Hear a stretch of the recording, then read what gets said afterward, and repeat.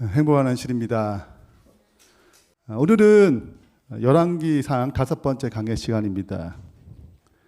제목은 복의 비결이란 제목으로 하느님 말씀 증가하겠습니다.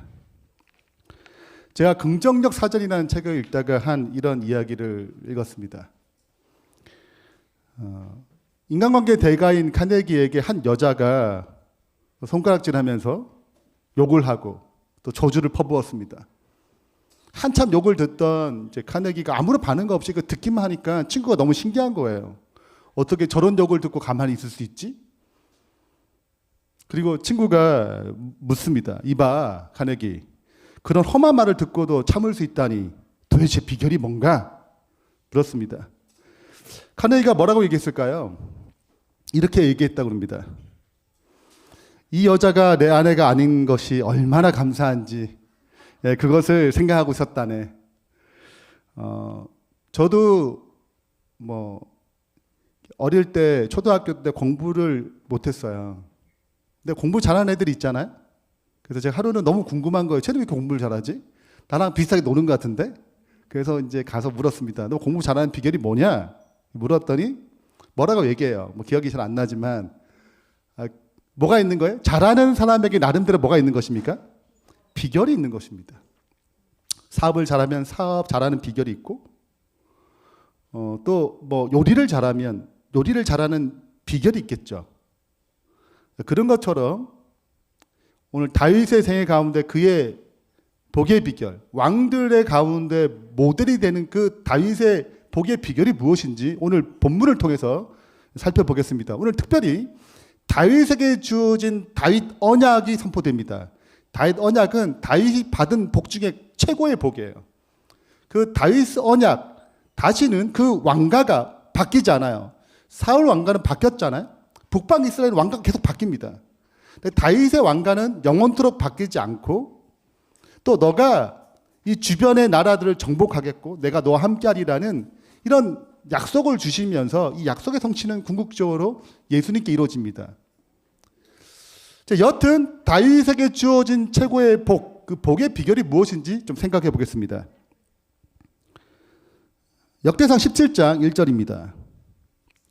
다윗이 그의 궁전에 거주할 때 다윗이 선지자 나단에게 이르되 나는 백향목 궁에 거주하거늘 여호와 언약궤는 휘장 아래에 있도다. 이게 무슨 말이냐면 나는 정말 좋은 아파트에 살아요. 최고급 아파트에 사는데 그 밑에 보니까 텐트 치고 예배를 드리는 것입니다. 조그만 텐트 치고. 그걸 볼 때마다 마음이 불편한 거죠. 나는 좋은 집에 사는데 거기서 예배 드리니까 텐트 치고 조그만 텐트 치고 예배 드리는 거 모습 보니까 이제 가슴 아픈 것처럼 다윗은 백향목 최고의 나무입니다. 이런 좋은 집에 사는데 하나님은 텐트 장막에 거하시는 거예요.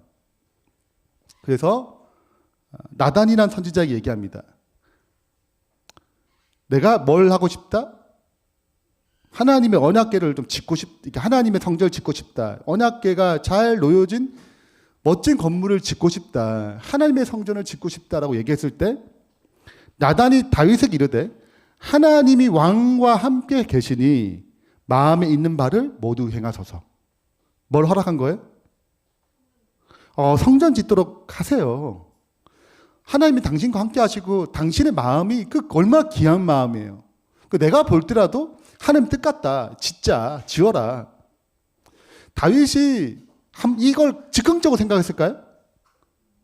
오랫동안 생각했을 것입니다. 언약궤가 들어오고 이걸 보면서 내가 하나님의 성전을 지어야겠다라는 감동이 있었어요. 그래서 나단이 허락하자 이제 생각하는 것입니다. 어떻게 지으면 좋을까? 이렇게 생각하지 않겠어요? 어떻게 짓지? 뭐가 필요하지? 이런저런 생각을 했을 것입니다. 그러나 그날 밤 하나님이 나단에게 나타나셨어요. 그리고 말씀하십니다. 그 밤에 하나님 말씀이 나단에게 임하여 이르되 가서 내 종 다윗에게 말하기를 여호와의 말씀이 너는 내가 거할 집을 건축하지 말라. 지금 뭘 부풀었는데? 하나님의 성전을 짓고자 마음이 부풀었는데 또 얼마나 영적이에요. 근데 너 넌 짓지 마. 이렇게 하는 것입니다. 그리고 5절에 내가 이스라엘을 애굽에서 올라오게 한 날부터 광야 생활 지나고 가나안 땅에 정착할 때까지 오늘까지 집에 있지 아니하고 오직 이 장막과 저 장막에 있으며 이 성막과 저 성막에 있었으나 내가 계속 광야 때부터 계속 천막 생활을 했다는 거예요. 그리고 가나안 땅에 정착할 때도 선막에 살았고 천막에 살았고 왔다 갔다 했고 그리고 사사시대가 있거든요. 6절에 보세요. 이스라엘 무리와 더불어 가는 모든 곳에 내가 내 백성을 먹이라고 명령한 이스라엘 어느 사사에게 내가 말하기를 너희가 어찌하여 내 백향목 집을 건축하지 아니하였느냐 말하였느냐. 나는 지금 하나님은 뭐에 충분한 거예요? 이 장막으로도 충분하다. 하나님이 어떤 건물에 가할 수 있는 그런 건물이 있어요? 실은 없어요. 여러분 수학적으로 계산해 볼 때 하나님 무한이시거든요. 그러면 10이든 100억이든 100조든 무한 앞에 아무것도 아닙니다. 우리의 보기에는 저 건물보다 저 건물이 더 좋아. 이 텐트보다 저 텐트가 좋아. 이렇게 생각할 수 있어요. 우리의 입장에는. 우리의 수준에는. 우리 영원하지 않으니까. 우리 무한하지 않잖아요. 그래서 금방 보인단 말이에요. 저게 100만 원짜리인지 뭐 몇 억짜리인지 이게 보인다는 것입니다. 그러나 하나님 입장에서는 그 무한을 뭐가 담겠어요. 100만 원이든 뭐 1억이든 100조든 무한 앞에서는 아무것도 아니거든요. 그러니까 하나님을 담을 만한 장소가 없는 것입니다. 그분은 장막에 거하든 백향목 건축에 거하든 아무 상관이 없어요. 근데 실은 우리가 역사를 보면 어디에 거하세요? 솔로몬이 지은 성전에 거하시잖아요. 그럼 하나님이 말은 이렇게 했지만 장막보다 건물이 좋다는 뜻이에요? 그건 아니죠. 그분이 장막을 벗어나서 성막을 벗어나서 건축한 백향목 같은 그 가장 아름다운 성전에 거한 이유가 있습니다.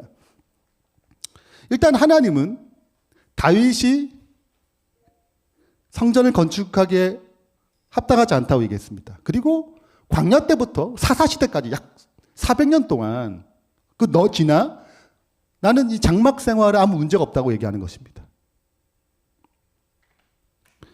여러분 뭘 결정했는데 이 결정한 걸 바꾸기 쉬울까요? 어려울까요? 그 결정 열망이 커. 정말 하고 싶은 거야. 그거를 거절하는 것은 어렵습니다. 한 친구가 기독교인 친구와 함께 골프를 치러 가기로 했어요. 근데 시간이 됐는데 그 기독교인인 그 친구가 30분이 지나서 오는 것입니다. 우리 벌써 가야 되는데 30분에 지각했어요. 그래서 너 왜 늦었냐? 이유가 뭐냐? 응? 30분에 지각하면 어떻게 하냐? 전화도 안 받고. 그랬더니 친구가 사연이 있다고 얘기하는 것입니다. 내가 지각한 사연이 있어. 뭐냐? 그랬더니 그 이유는 내가 너랑 골프 치러 가려니까 오늘이 예배 드린 날이네. 그 마음이 걸리는 거예요. 예배 드리면 골프 못 치러 가겠고 둘 중에 하나를 선택해야 되는 것입니다. 기도를 했어요.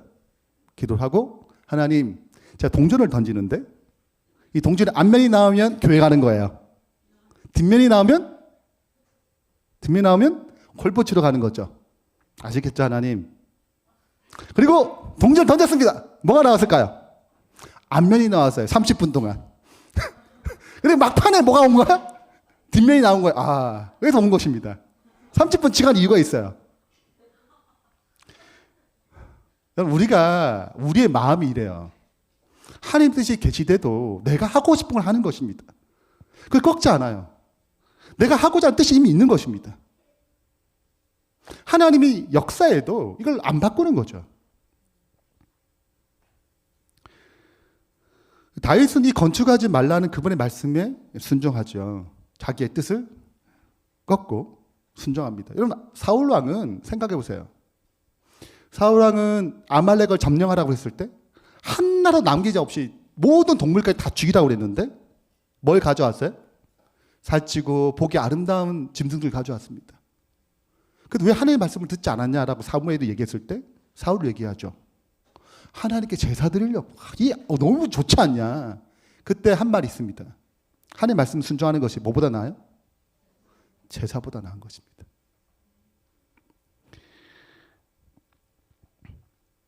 그리고 11절에 이렇게 얘기합니다. 내 생명이 연한이 차서 내가 조상들에게 돌아가면 내가 내 뒤에 내 씨 곧 내 아들들 중 하나를 세우고 그 나라를 견고하게 하리니. 이 아들이 누구예요? 솔로몬입니다. 12절. 그는 나를 위하여 집을 건축할 것이야. 드디어 너 다음에 뭐 하겠다는 거예요? 성전을 건축하겠다는 것입니다. 너는 아니고 나는 그 왕위를 영원하게 견고하게 하겠다. 여러분 생각해 보세요. 다윗이 나아요? 솔로몬이 나아요? 이게 좀 평가하기 좀 그런가요? 여러분 다윗은 모델이에요. 물론 솔로몬보다 지혜로운 왕이 없었지만 모든 면에서 다윗은 탁월했습니다. 그럼 성전을 짓더라 누구한테 맡겨야 돼요? 근데 왜 솔로몬에게 맡겼을까 이거예요. 응? 아니 하나님께서 나는 성막에 가도 문제가 없어. 근데 갑자기 솔로몬 때 내가 짓겠다는 거예요. 이게 무슨 말이에요? 나는 성막에도 충분히 만족하신 하나님께서 갑자기 왜 건물을 이동하세요? 그 이유를 7절부터 설명하십니다. 자, 이제 7절을 볼게요.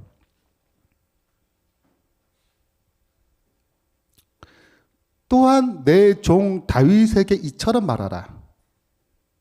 만군의 여호와께서 이처럼 말씀하시기를 내가 너를 목장 곧 양떼를 따라다니던 데에서 데려다가, 이 양치기였잖아요.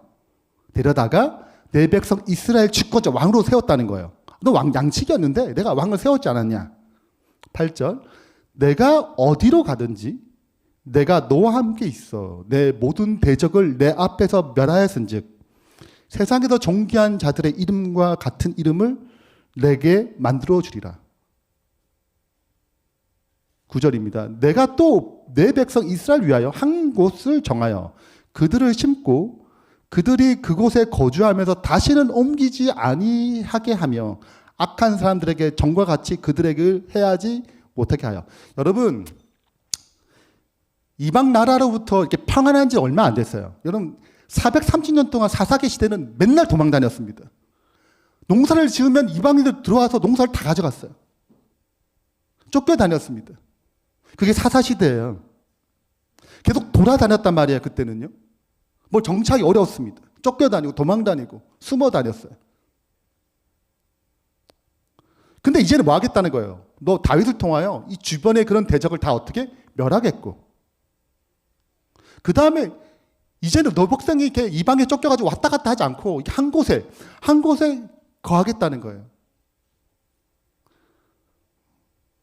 여러분, 저도 이제 목회를 하지만 이사하는 거 쉽지 않아요.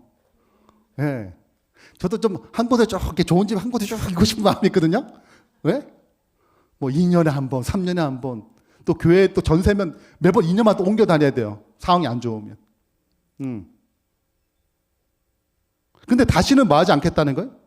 옮기지 않고 계속 거기 살도록 해주겠다는 것입니다. 10절입니다. 전에 내가 사사에게 명령하여 내 백성 이스라엘 다스리던 때와 같지 아니하고, 사사시대 다르다는 거예요. 또 내 모든 대적으로 내게 복종하게 하리라. 또 내게 이르노니 여호와가 너를 위하여 한 왕조를 세우리라. 내가 영원히 그를 내 집과 내 나라를 세우리니 그의 왕위가 영원히 견고하리라 하였다라. 혹시 여러분 사울 왕의 문제가 생겨 다윗으로 교체되잖아요. 다윗의 자손들 중에 왕들 중에 문제가 생겨도 왕가를 바뀌지 않겠다는 거야. 내가 징계하고 마침내 사울 왕처럼 바뀌는 게 아니고 이 다윗의 왕가가 영원하게 하도록 하겠다는 것입니다. 네. 결국 누가 성취하는 거예요? 예수님께서 다윗의 왕의 족보, 계보로 오셔가지고 왕으로 등극하면서 이 예언은 성취됩니다. 굉장히 큰 축복이죠. 이것이 다윗의 언약인데. 근데 여기 보시면 다윗에게는 대적을 뭐하도록? 복종하도록 하겠다는 거예요. 그럼 대적이 다 복종하면 뭐가 올까요? 뭐가 올까? 나의 대적이 다 복종하게 됐어. 다 멸하게 되거나 복종하게 됐어. 그럼 어떻게 될까요? 뭐가 올까요? 결과 평안이 오는 것입니다. 안식이 와요. 그러니까 다윗의 사명은 무엇입니까? 전쟁을 해가지고 이스라엘에 뭘 가져오는 거예요? 안식을 가져오는 거예요. 평안을 가져오는 거예요. 그것이 다윗의 역할입니다. 이 이야기를 솔로몬이 성전을 지을 때 히람 왕과 얘기하면서 이 얘기를 해요. 열왕기상 5장 3절입니다. 당신 또 알거니와 내 아버지 다윗이 사방의 전쟁으로 말미암아 그의 하나님 여호와의 이름을 위하여 뭘 짓지 못했어요? 성전을 건축하지 못하고, 건축할 마음이 있었지만 그의 역할이 아닌 거예요. 자기는 뭘 끝내야 돼요? 사방의 적들을 끝내야 되는 것입니다. 원래 하나님 약속하셨던 것을 찾아야 돼요. 여호와께서 그의 원수들을 뭐에 둘 때까지 그의 발바닥 밑에 두시기를 기다렸나이다. 드디어 뭐가 왔어요? 원수가 정복되고 복종하게 되는 그때 누가 왕이 됐습니까? 솔로몬이 왕이 됐죠. 그 솔로몬이 뭘 하는 거예요? 성전을 짓는 거예요. 하나님은 솔로몬의 성전을 거하든 장막을 거하든 아무 상관이 없으세요. 그럼 솔로몬의 성전을 짓는 이유가 뭔가? 그게 뭘 의미해요? 그게 멋진 집을 짓는 이유가 뭐예요? 자, 이제 이게 표상 구속작석으로 이해를 해야 되는데요. 다윗은 표상입니다. 다윗이 원수를 정복했어요. 성과 악의 전쟁에서 싸워서 마침내 승리했습니다. 그때까지 하나님은 어디에 거하겠다는 거예요? 성막에 이동하면서 그 전쟁 가운데 나도 함께 하겠다는 거죠. 너희가 어디로 가지 나도 거기 있겠다는 거예요. 원수가 정복될 때까지. 이것이 다윗의 사명이었습니다. 그럼 이 정복이 딱 끝나고 승리를 했어요. 뭐가 올까요? 평안이 와요. 악이 끝났어요. 평안이 오죠. 그래서 뭘 짓는 거예요? 영원히 흔들리지 않은, 왔다 갔다 할 필요 없는 뭘 짓는 것입니까? 건물을 짓는 것입니다. 이것은 표상에 실제되는 예수 그리스도를 얘기해요. 예수님은 사탄과 성과의 대쟁투에서 마침내 승리하실 것입니다. 이때는 함께 하세요. 그때 성막처럼 함께 하는 것입니다. 뭘 이기기 위하여? 전쟁에 이기기 위하여 함께 하시는 거예요. 성과 악의 싸움에서 이기기 위하여 그분 함께 하십니다. 그 교회는, 이 땅에 지금 교회는 싸우는 교회라고 그래요. 요한계시록의 7교회는 다 끝이 싸움에서 이기는 교회. 싸워서 이기는 교회는 복이 있으리라. 이렇게 얘기합니다. 싸우는 교회예요. 그리고 마침내 승리할 것입니다. 그러면 뭐가 지어질까요? 새하늘과 새 땅, 영원히 변하지 않는, 다시는 뭐가 등장하지 않아요? 악이 나타나지 않는, 흔들리지 않는 그분의 나라가 오는 것입니다. 이것이 표상이에요. 그래서 솔로몬과 성전 많이 예쁘게 지는 게 내가 거의 과리 그런 뜻이 아니고, 이것은 앞으로 새하늘과 새 땅에 대한 하나의 모델인 것입니다. 그렇기 때문에 다윗과 솔로몬은 아주 중요한 과정에 있는 거예요.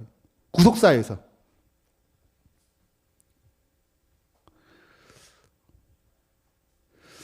자, 이 언약이 주어졌을 때 다윗이 나단이 얘기했을 거 아니에요? 다윗이 이것을 받아들이고 순종합니다. 이 언약을 받아들이고 믿음으로 순종해요. 그래서 전쟁을 하는 것입니다. 뭐가 될 때까지? 모든 대적이 그분의 약속대로 정복될 때까지, 복종될 때까지. 뭐가 와요? 평안과 안식이 올 때, 그때 성전이 지어지는 것입니다.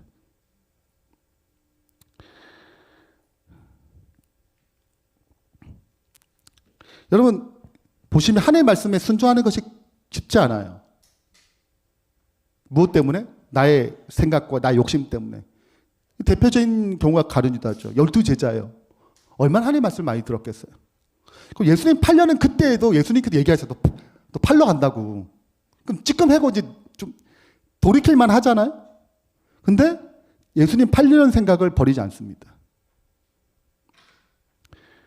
사울 왕도 실은 다윗을 계속 쫓아다니잖아요. 이게 잘못된 줄 알았어요. 근데 그 야망, 다윗에게 왕가가 넘어가지 않고 자기 왕가가 내 힘으로 지켜보겠다고, 내 힘으로 내가 가진 걸 좀 지켜보겠다고 한 모든 노력이 결국 숲으로 돌아갑니다.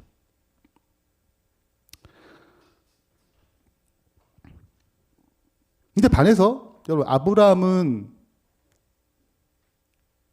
갈대우르예요. 굉장히 좋은 곳이에요. 수세식 화장실이 있고 친척들 다 있고 잘 먹고 잘 사고 신앙도 잘하고 문제가 없어요. 근데 하나님께서 뭘 요청한 것입니까? 한 번도 가보지 않은 이웃도 친척도 없는 거기 가라는 거예요. 가나안 땅에. 뭐 하나 붙잡고 하나님의 언약, 아브라함의 언약 하나 붙잡고 아브라함 선택해야 돼요. 이걸 언약을 받아들일 것인지 거절할 것인지 이 언약을 따라 순종할 것인지 안 할 건지. 이 언약에 순종했기 때문에 아브라함의 언약의 복이 흘러오는 것입니다. 나만 장군이죠. 나만 장군도 여러분 문둥병에서 나으려면 요단강에서 몇 번 씻어야 돼요? 그러니까 모든 복은 순종의 기초로 오는 것입니다. 그러니까 저절로 오지 않아요. 말씀에 순종했기 때문에 그분의 뜻에 순종했기 때문에 찾아오는 복이죠. 나만이 자기 생각을 내려놓고 요단강에서 7번 씻었을 때 그에게 건강이란 복이 찾아왔습니다. 그래서 성경은 흘러보면 말씀을 믿음으로 순종한 자와 불신으로 불성한 자의 이야기예요. 아담과 하와 때부터 가인과 아벨, 노아의 방주에 탈 거냐 말 거냐, 바벨탑을 지을 때 그 바벨탑 지을 때 참여할 거냐 말 거냐, 이 전체가 말씀을 믿음으로 순종할 거냐. 여러분 가나안 땅에 들어갈 때 실패한 모든 사람들은 불순종과 불신으로 들어가지 못했습니다.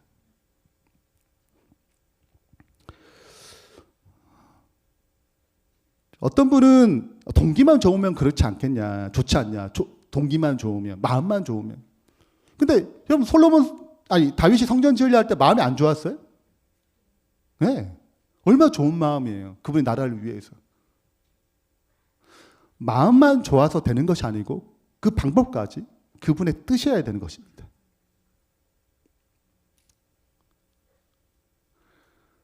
제가 이제 우리 열린교회를 이제 개척할 준비할 때 개척에 관련된 책을 꽤 많이 읽었습니다. 뭐 소그룹에 관련된 교회 개척에 관련된 여러 가지 책을 읽었어요. 제가 기억에 남는 한 이야기가 있는데 한 목사님이 이제 교회를 개척하고 교회를 이제 상가 건물로 이제 교회를 개척했습니다. 하나님 은혜로 교인들이 불어나기 시작했어요. 1부, 2부, 3부, 4부, 5부 예배가 가득 찬 것입니다. 이제는 이 상가 건물에 더 이상 뭐 할 수 없어요? 예배 드릴 수 없는 거예요. 이제 뭘 지어야 돼요? 건물을 지어야 돼요. 그 땅도 사고 건물도 지으고 돈을 이제 헌금을 시작했습니다. 근데 목사님이 이제 꿈 중에 하나가 내가 교회가 성장하고 교회로 이제 땅을 이렇게 부지로 얻게 되면 그 전에 꼭 교회 하나를 개척해야겠다고 생각을 들었어요.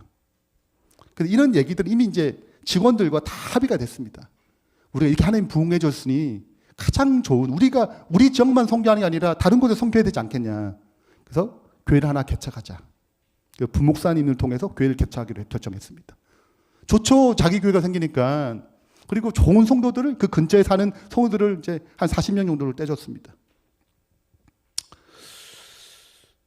근데 뭘 구해주면 돼요? 상가 건물 하나 구해주면 되잖아요. 상가 건물. 우리도 상가인데, 그래도 그냥 뭐 이렇게 상가 건물 구해주면 되지. 이거 다 생각했었는데, 기도할 때마다 마음이 걸리는 거예요. 그래서 그 교회를 위해서 자그마한 교회에서 부지도 사주고, 교회 못 해주고, 건물도 지어주고, 그런 음성이 자꾸 들리는 거예요. 아, 내가 잘못 들은 게 아닌가? 우리도 뭐가 없는데, 우리도 땅도 없고, 우리 건물도 없는데, 우리도 상가로 예배 드리는데, 무슨 개척하는 교회에 뭐 시작부터 어렵게 해야지 하나님. 우리도 상가로부터 시작했는데, 그런 정신이 필요하지 않을까? 근데 계속 그분의 음성 기도할 때마다 계속 마음이 불편한 거예요. 그래서 직원에서 얘기했습니다. 내가 기도할 때마다 이런 마음이 드는데, 우리 직원들 어떻게 생각하시느냐? 했더니 다들 거의 반대하죠. 우리도 상가인데 무슨 건물 지어줘요, 땅을? 네? 왜냐하면 이게 이 건축을 해도 이 모은 돈을 또 걸고 써야 되잖아요. 그러니까 목사님 잘못 들으신 것 같다고. 그래서 이제 또 반대가 일어나면 이게 복잡해진 것입니다. 이것 때문에. 그래서 우리가 다 같이 기도해보고 이 문제는 기도해보고 우리가 결정해보자. 그리고 기도한 끝에 마침내 그 교회, 개척하는 교회 부지를 사주고 교회를 지어주기로 했어요. 이게 쉬울 것 같아요? 어려운 거죠. 굉장히 성숙한 교회죠. 왜냐하면 우리가 굉장히 이기적이거든요. 네, 또 집단적으로 이기적이에요. 네, 우리 개별적으로 이타적이 몰라도 집단이 뭉치면 집단이 이기적이에요. 운동회 같은 거 보잖아요. 교회별로 운동회 보면 난리 납니다. 서로 이기려고. 네, 뭐 지면 막 속상해하고 막 저런 교회가 어디 있어 뭐 이렇게 하면서 교회 욕하고. 그리고 우리가 굉장히 집단적으로 이기적이 변하거든요. 근데 굉장히 성숙한 결단을 했죠. 그래서 교인들에게 다 얘기했습니다. 왜 교인들도 이해해야 되니까. 그리고 성숙한 결정을 했죠. 그리고 그 교회에 부지를 사주고 건물을 지었습니다. 이게 손해 같은 거 보이지만 그 계기로 교회가 굉장한 성장을 했습니다. 네. 저는 하나님의 역사는 이런 것 같아요. 때로는 손해보는 것처럼 보일 수 있습니다. 그분의 뜻을 따르는 데 있어서. 그러나 그분의 뜻을 선택할 때는 마침내 그분은 복으로 채워주십니다. 예레미야 42장 6절에 이렇게 기록되어 있어요. 우리가 당신을 우리 하나님 여호와께 보냄은 그의 목소리가 우리가 좋든지 좋지 않든지 막론하고 순종하려 함이라. 우리가 우리 하나님 여호와의 목소리를 순종하면 우리에게 복이 있으려다. 뭐든 뭐지 않든, 좋든 좋지 않든. 내가 보기에는 좋지 않아. 손해 볼 것 같은데 그러하든 내가 뭐 하겠다는 거예요? 순종하겠다는 것입니다. 왜냐하면 순종만이 뭐의 열쇠예요? 진짜 참된 하나님의 복의 열쇠입니다. 그게 비결이에요. 중요한 것은 교회에 이런 경험이 많아야 됩니다. 교인이, 우리 각자가 각 사람마다 자기 스스로 하나님을 신뢰하는 그 말씀을 따라서 신뢰하는 실제적인 경험을 가져야 한다. 하나님께 마음을 털어놓고 그분께 모든 마음의 비밀을 이야기하라. 크거나 작거나 그대의 모든 어려운 문제를 하나님께 아뢰라. 그리하면 하나님께서 그 모든 곤란을 타개할 방법을 뭐 해준대요? 가르쳐 주신대요. 이렇게 함으로 모든 어려운 가운데서 하나님께 나아가는 법을 배우게 될 것이다. 이 실제적인 체험과 신앙이 그 말씀의 순종으로 얻는 손해 보더라도 마침내 얻는 그 복이 뭐가 되는 것입니까? 간증이 되고 힘이 되는 거예요. 이게 살아있는 신앙이죠. 살아있는 믿음이죠. 이게 우리 교회에 필요한 것입니다. 죽은 믿음으로는 우리 세계를 움직일 수 없어요. 하나님 나라를 움직일 수 없습니다.